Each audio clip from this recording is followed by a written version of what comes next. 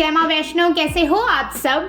That girl routine, इस type की video personally मुझे देखने में बहुत ही ज़्यादा मज़ा आता है, मुझे मोटिवेट भी करती है और मुझे बनाने में भी बहुत मज़ा आएगा, मुझे मालूम है।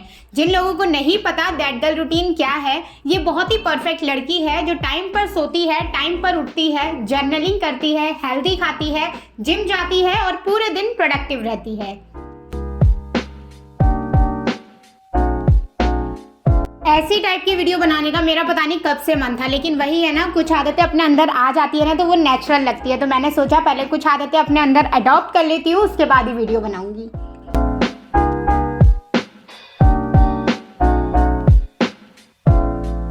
वैसे तो मॉर्निंग में मैंने 5 बजे का अलार्म लगाया हुआ था, लेकिन आजकल सर्दी आ गई है जिस वजह से इतना ज़्यादा आलस आता है कि मेरे से उठा ही नहीं जा रहा था। तो उठते उठते मुझे 6 बज गए थे। नॉर्मल डे पर मैं 6:30-7 बजे तक उठती हूँ, जैसी मेरी बॉडी मुझे अलाउ कर दे। और फिर इसके बाद मैंने फटाफट से कपड़े बदल लिए ताकि मैं जिम करने के लिए मोटिवेट हो सकूँ। आज मैंने एक्सरसाइज में जानकर पैरों वाली एक्सरसाइज पकड़ी, क्योंकि मेरी फेवरेट एक्सरसाइज है। इसी को करने बहाने में थोड़ा ज़्यादा एक्सरसाइज कर लूँगी। वैसे ही कहने वाली बात है कि आप जिम में भी उतनी एक्सरसाइज कर सकते हो और घर पे भी, लेकिन घर पर खुद को मोटिवेट करना बहुत ज़्यादा मुश्किल टास्क है। रोज़ खुद से लड़ना पड़ता है कि बहन प्लीज़ कर ले, प्लीज़ कर ले। मैंने दोनों ही जगह आजमाया हुआ है। पहले मैं जिम करती थी तो मैं बहुत रेगुलर रहती थी, खुद ही टाइम पर उठ जाती थी, लेकिन घर में वो बात नहीं हो पाती। कितने दिन तो मिस ही हो जाता है। फिर खुद को मोटिवेट करती हूँ और फिर जाकर वापस से करती हूँ।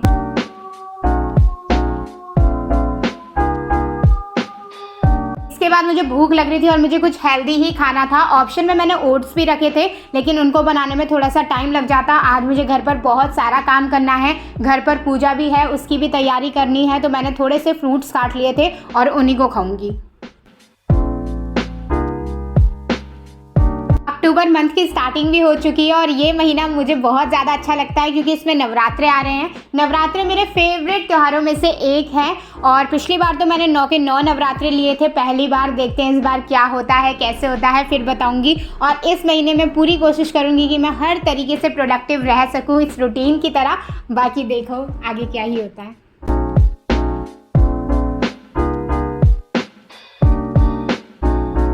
फ्रूट्स वगैरह खा के अब मेरे पेट को थोड़ा सहारा मिल गया। अब मैं सफाई करूंगी। ब्रेकफास्ट तो न जाने आज मिलेगा या नहीं, क्योंकि हमारे वहाँ होता है कि जब तक आप ये पूजा कंप्लीट नहीं कर लेते तब तक आप तवा नहीं लगा सकते। तो पूजा के बाद ही कुछ खाने को मिलेगा।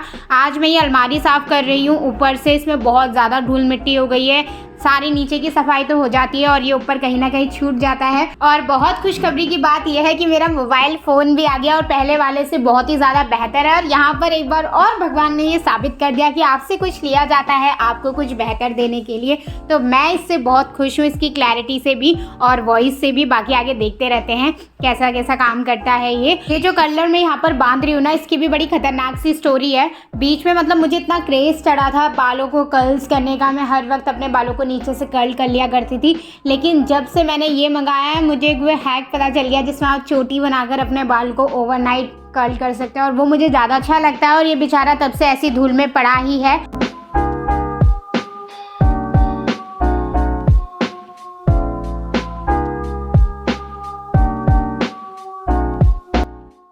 इस फ्लोर में अब मैं झाड़ू मारूंगी और काम पूरा हो जाएगा। इस फ्लोर में ज़्यादा पोछा वगैरह मारने की ज़रूरत पड़ती नहीं है। 2 दिन में एक बार पानी आता है, उसी दिन हम धुलाई कर लेते हैं। बाकी झाड़ू मार लो, उसी से ही काम बन जाता है। तो अब नीचे का नहीं करूँगी, थोड़ा बहुत ऊपर देखूंगी, मम्मी का हाथ वगैरह बटाऊंगी, ऊपर के फ्लोर की थोड़ी सफाई करूँगी और काम पूरा।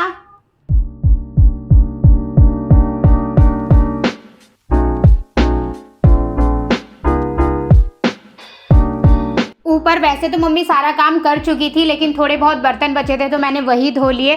बर्तन धोना मुझे वैसे ही मज़ा आता है, मुझे मौका चाहिए बर्तन धोने का। बचपन में जब सारे किचन सेट खेलते थे ना तो वो खाना बनाने की जिद करते थे, हम खाना बनाएंगे, ये करेंगे, वो करेंगे, और मैं सारे बर्तनों को उठाकर धोने लग जाती थी। मुझे इतना अच्छा लगता था और असलियत में भी मुझे वो बहुत अच्छा लगता है करना।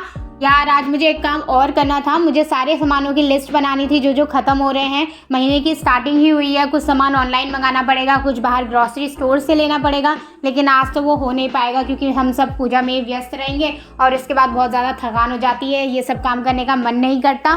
तो देखते हैं, कल करूँगी या तो, और फिर ब्लॉग भी शूट करूँगी और आप लोगों को भी दिखाऊँगी कि कैसे क्या करती हूँ मैं।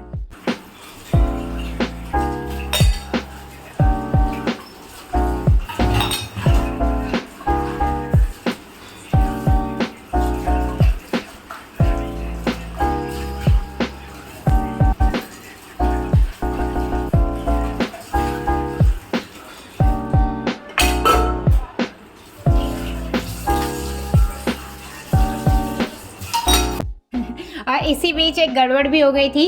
भाई को ना छुट्टी नहीं मिली थी, उसका हाफ डे था। तो फिर पंडित जी का भी इतने बीच में कॉल आ गया था कि मैं आने वाला हूँ। और आजकल पंडित जी इतने व्यस्त हैं वैसी श्राद्ध वगैरह की पूजा में, हमने उनको इतनी मुश्किल से रोका कि पंडित जी बस आने वाला है भाई, आने वाला है भाई, उनको चाय पिला रहे, ये कर रहे वो कर रहे। उसी में जैसे जैसे उनको बिज़ी रखने की कोशिश करी और हमने कुछ भी नहीं कर रखा था। फिर फटाफट सारा काम करा। और यहाँ पर मैं मैनिफेस्टिंग कर रही थी अपनी, रोज़ की मैं मैनिफेस्टेशन करती हूँ, डेट भी लिख देती हूँ ताकि जिस दिन मैं मिस करूँ मुझे याद रहे कि हाँ इस दिन मिस हो गया था। कहते हैं अपनी मैनिफेस्टेशन दिखानी नहीं चाहिए जब तक वो पूरी नहीं हो जाती, इसलिए मैं आपको क्लियरली नहीं दिखा रही हूँ कि मैं क्या लिख रही हूँ करके। लेकिन ये मेरा डेली का बन गया है, मुझे 15-20 दिन होने वाले हैं जो मैं रेगुलर कर रही हूँ। और देखते हैं कितना असर दिखता है इसका, जैसे दिखेगा वैसे ही बताऊंगी। इसके बाद मैंने सोचा आज बॉडी स्क्रब भी कर लेती हूँ। तो मेरा फेवरेट है होममेड बॉडी स्क्रब, मैंने वही बनाया। इसमें मैंने ओट्स ले लिया था, बेसन ले लिया था, हल्का सा मिल्क डाल लिया था और तैयार है मेरा बढ़िया सा।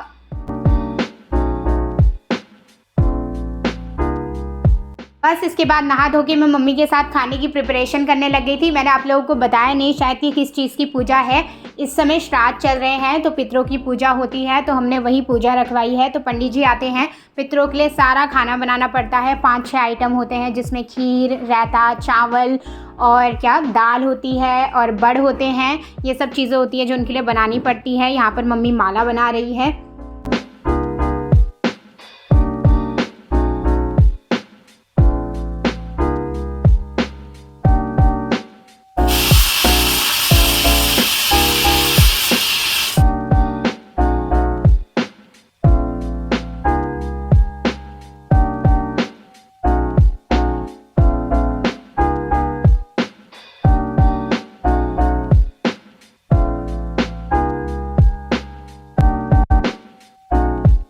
कहते हैं इस समय पर भगवान जी धरती छोड़कर चले जाते हैं और पितृ उनकी जगह ले लेते हैं।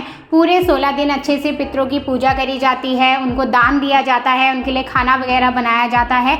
एक तरीके से ना आप उनको साल भर की चीज़ें दे देते हैं और उनसे प्रार्थना करते हैं कि वो आप पर कृपा रखें, अपना आशीर्वाद बनाए रखें, सुख शांति रखें। इतनी ही चीज़ मुझे मतलब इस चीज़ के बारे में समझ आई है। इसके बाद मम्मी छत पर चली गई थी तुलसी जी की मिट्टी लेने के लिए। पंडित जी ने कहा था तुलसी जी बहुत ही शुद्ध होती है और भगवान जी के हर कार्य में इनकी ज़रूरत पड़ती ही है, तुलसी के पत्ते हो या उनकी मिट्टी हो। तो मम्मी वही छत से ले रही थी। इसके बाद मुझे काम दे दिया था कि बाहर से दूध और दही लेकर आ, और मेरी कज़िन भी आ गई थी। उसको हमने स्पेशली न्योता देकर बुलाया था क्योंकि कहते हैं कि पितरों के श्राद्ध में लड़कियों को खाना खिलाओ तो बहुत ज़्यादा अच्छा होता है। और रोड पर ही हमको फास्ट फूड की शॉप मिली, और चीज़ें तो खा नहीं सकते थे क्योंकि प्याज लहसुन नहीं खाते हैं। तो मैंने और उसने गोलगप्पे खाए। इसके बाद मैंने दही दूध लिया और बहुत ज़्यादा मिर्ची लग गई थी गोलगप्पे खा के, तो थोड़ी सी किस्मी वाली टॉफ़ी भी ले गई। और इसके बाद मैं वापस से घर पर आ गई।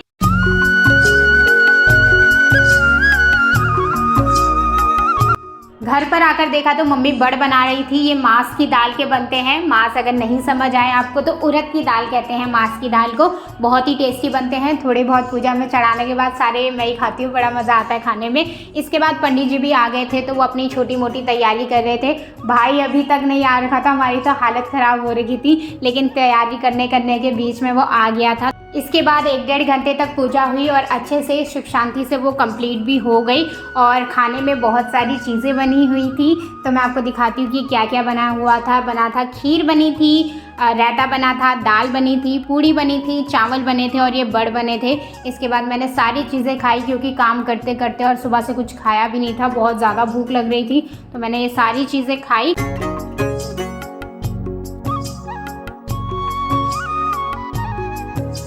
इसके बाद हमको गैया मैया को गोग्रास देने के लिए जाना था। बहुत देर तक हमने अपने मोहल्ले में इंतज़ार करा लेकिन कोई गैया मैया नहीं आई, इसलिए हमने सोचा पहले हम खा लेते हैं फिर उनको देने चले जाएंगे क्योंकि थोड़ा दूर जाना पड़ता है। और यहाँ पर मुझे छोटे छोटे क्यूट से पप्पी मिले, बड़े क्यूट से, उनके साथ थोड़ी देर खेला, फिर मैं आगे चली गई मम्मी के साथ और बड़ी मुश्किल से हमको गैया मैया मिल गई। फिर हमने उनको खिलाया जो उनके हिस्से का लाए थे। कहते हैं आप गैया मैया को खिलाएंगे उनके हिस्से का तभी वो पितरों तक पहुंचता है। ऐसे ही कौवे के लिए भी निकाला जाता है और कुत्ते के लिए भी। तो कौवा और कुत्ते को तो हमने दे दिया था लेकिन गैया मैया का रह गया था, तो फिर उनको खिलाया। इसके बाद हमारा श्राद्ध पूरा हुआ और हम घर को आ गए।